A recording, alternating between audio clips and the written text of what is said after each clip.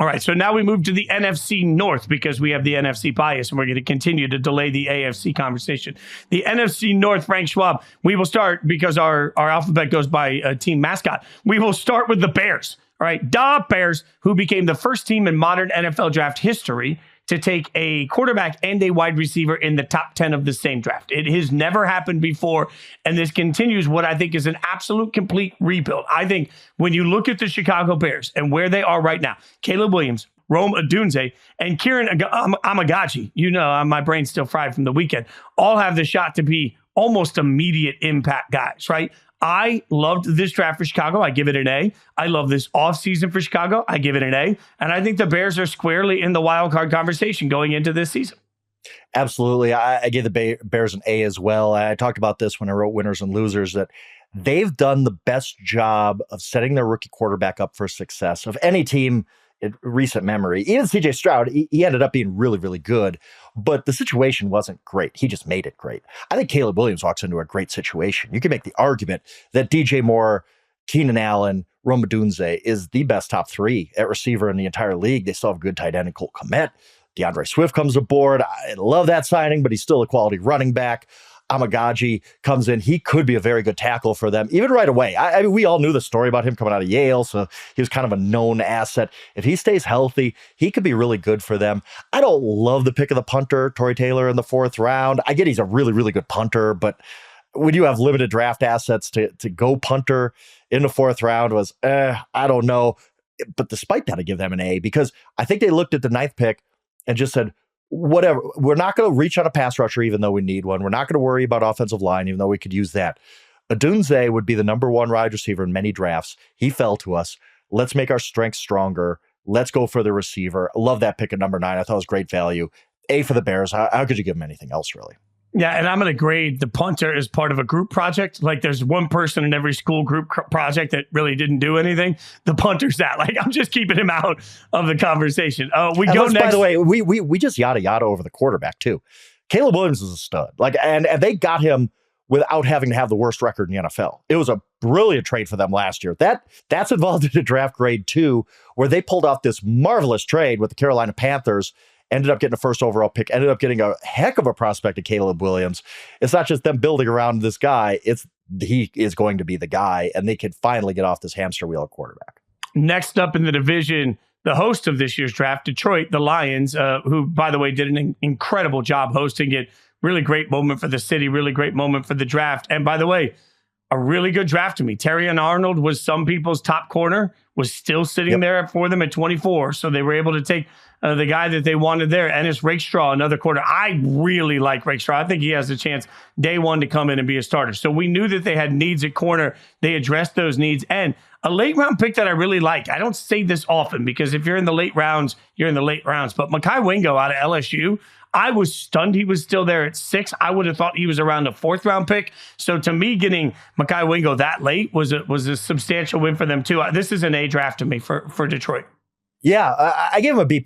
I mean, just because it didn't jump off the board at me, but they did what they had to do. Like you said, Terrion Arnold, great pick because, again, it's almost like we talked about the Eagles.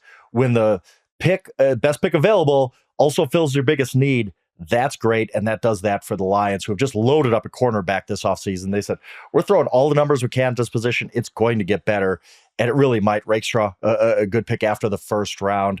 As you talk about Wingo, Charles McDonald loved that pick. You love that pick. I got to love that pick too, right? Like it's a really good value pick in the 6th round for the Lions, who just attack defense. They understand what they need to get them over the hump, unlike maybe the Cowboys. That's why I gave them a B+. Could have easily gave them an A- even. This was a good, solid draft for the Lions, who crushed the draft last year and did a good job again this year. So where are you on the Green Bay Packers draft grade? Because Jordan Morgan, offensive tackle out of Arizona, 1st round. Edgerrin Cooper out of Texas A&M, the linebacker, 2nd round. He fell a little bit because of some off the field that he was involved in, and a 4-wheeling accident this offseason that I think has teams just sort of wondering where he is right now on everything. Very good player, but he fell a little bit. Javon Bullard out of Georgia, safety, another guy that sort of fell a little bit compared to where expected. And then Marshawn Lloyd, a running back in the 3rd round, that great, but fumbles a bunch. Like there's a but on a lot of these guys. So now that I've tried to sway your answer, what's your grade on the Packers?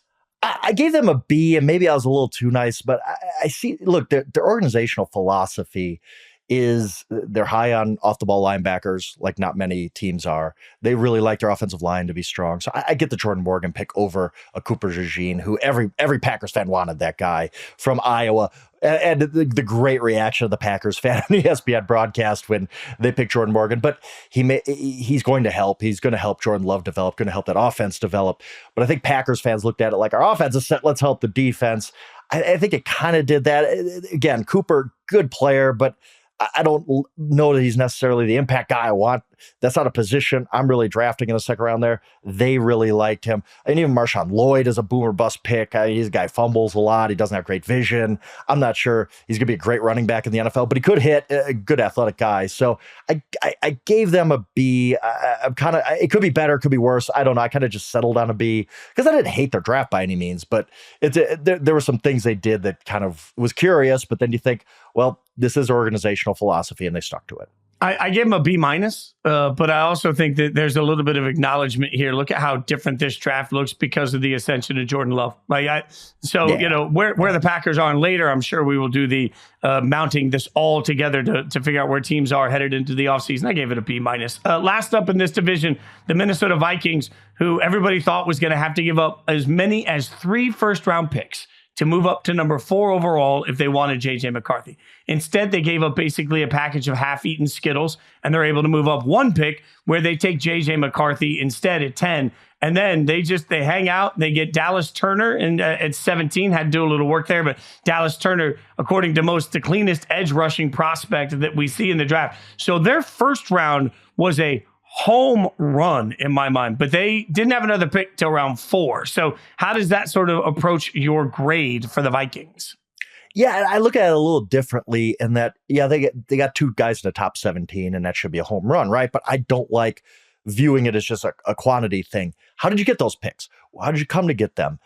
They gave up a lot to get Dallas Turner, and that really affects their grade for me. They gave up, somebody had it on X, formerly Twitter today. Basically, it amounts to 6 picks they gave up because obviously they traded for the first round pick with the Texans, moved up from that first round pick to 17 to get Dallas Turner, who I don't love as a pro. I don't think he's Myles Garrett. And if you're giving up 6 picks to go up and get him, I think that's a lot. I think that's too much. J.J. McCarthy, fine. I like the move up from 11 to 10. Just get your guy. Great, cool. You didn't blow out the budget by going up to get J.J. McCarthy at 4, like you said. Like he just stick to where you are. He kind of fell to you. Make a small move up to get your guy. They needed a quarterback, obviously. I think Kevin O'Connell's going to do good stuff with him. I think Dallas Turner's going to be a good player. But I can't sit here and give them a great grade because of all they gave up. So I gave them a B minus. Again, the draft capital, look, they had 2 top 17 picks. Everybody's going to give them a good grade. How did you get those 2 top 17 picks? Well, he gave up a lot of capital for that. For a team like the Vikings, that's not a philosophy I love. So I give them a B minus. And I could have even gone in the C plus type of range because I just don't love how they came to these 2 top 17 picks. Well, and I gave them a C. And that C is because I just don't know what to expect out of JJ, right? That's like fair. If JJ McCarthy turns out to be what the Vikings obviously think he's going to be, then it's a home run and nobody cares about anybody else picked in this draft. If JJ McCarthy is mediocre or bad, then this whole draft is going to be viewed as a disaster. And you are right about one important thing with Dallas Turner. If anybody, I mean anybody in the NFL believed he was Myles Garrett, ain't no way that the best edge rusher in this year's draft makes it to 17. Edge rushers make too much money. Somebody trades up somewhere to grab him. So I think there are little or even Will question Anderson marks. for that matter, Fitz. Like, I mean, if he was considered a Will Anderson type, his teammate, like he would have gone in top 5 and he didn't. And yet the Minnesota Vikings it's almost like they just got like, oh, we got this extra first round pick. We got to do something with it. You're kind of impulsive, move up. I just didn't love that move. So for me, best draft in the North was the Bears because I think they got an epic quarterback, an epic wide receiver. They got an offensive lineman that can't. So the Lions really, really close any other time. But when you get an epic quarterback, it vaults you. So for me, the best is the Bears. And I'm really torn between the worst. I think it's almost a tie between the Packers and the Vikings. I'm going to have to lean Packers for me as the least impressive, but I can be talked into Vikings. What about you? That's fair. I think Bears easy winner here in the North. They're going to be a playoff contender this year. Get ready for that. This could be a really, really fun team. They were better in the second half of last season than you remember. the Bears are going to be really good. The worst draft, I got to go Vikings. Although this could totally turn out to be one of the best. This is why we do this exercise. Like I talked about, snapshot of right now doesn't mean this is going to be the final answer 5 years from now. This could be one of the best drafts in the division if McCarthy and Turner work out. As obviously they think they can. You don't move up to draft Dallas Turner like that unless you really, really sold on him as a player. So we'll see how these guys develop. But right now, the Vikings have the worst draft in the division. Look, I'm not going to apologize for nuance in this conversation, by the way. Like, one thing that Adam Corney said on our set as J.J. McCarthy was drafted was like, this is at the same time the safest and the riskiest pick all at once. Safe because it's quarterback they like, but risky. And I looked at some of the comments of people just eviscerating him on social media. It's like, what does this comment even mean? Like, y'all, there's nuance to this entire process. And I'm going to keep stressing that because, like, we're going to get murdered for these draft grades. At least acknowledge the fact that we're acknowledging nuance.